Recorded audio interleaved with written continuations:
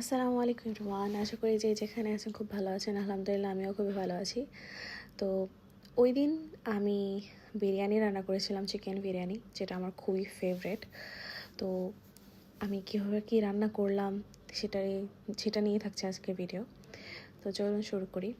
তো ফার্স্টে আমি এখানে পেঁয়াজ, লবণ, তারপর আদা রসুন পেস্ট আমি খুব ভালোভাবে ভেজে নিচ্ছিলাম। তারপর সামান্য একটু পানি দিয়ে এখন এগুলোকে আমি কষাবো।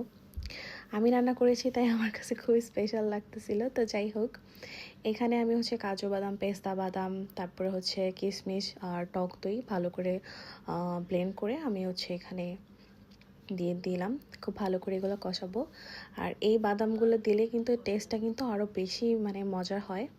তো যাই হোক, আমি এগুলো খুব ভালো করে কষাচ্ছিলাম। আমি এভাবে আম্মুকে হেল্প করা হয়েছে অনেকবার বিরিয়ানি রান্না করার টাইমে, কিন্তু ওই দিন আমি সবটা নিজের হাতে করি, আম্মুকে কোনো হেল্প করতে দিইনি।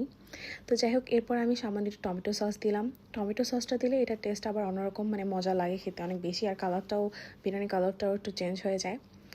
তো খুব ভালো করে এগুলোকে কষানো লাগবে। যত বেশি কষাবো খেতে কিন্তু তত বেশি মজা লাগে। আর আমি ওই দিন সবটা নিজের হাতেই করি। তো যাই হোক, এখানে আমি খুব সুন্দর করে ভালো করে কষিয়ে নিচ্ছিলাম।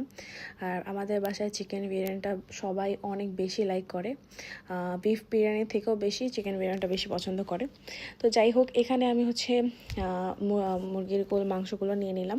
এগুলো কিন্তু আমি নুন হলুদ দিয়ে আগে একটু ফ্রাই করে নিয়েছিলাম তেলে, খেতে তাহলে টেস্ট আরও বেশি ভালো লাগে।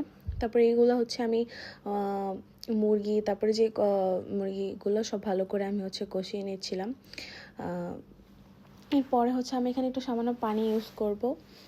তারপর আমি খুব ভালো করে এখানে কষাচ্ছিলাম। তারপরে এই তো দেখো কি সুন্দর একটা গ্রেভি হয়েছে, কি ঝোলগুলো দেখে একদম টেস্টি লাগতেছিল। তারপর যাই হোক, আমি এখানে কিন্তু তেল গরম করে এখানে আমি পোলার চাল আর সামান্য একটু মুসুরের ডাল অ্যাড করি, এটা যার যার চয়েস।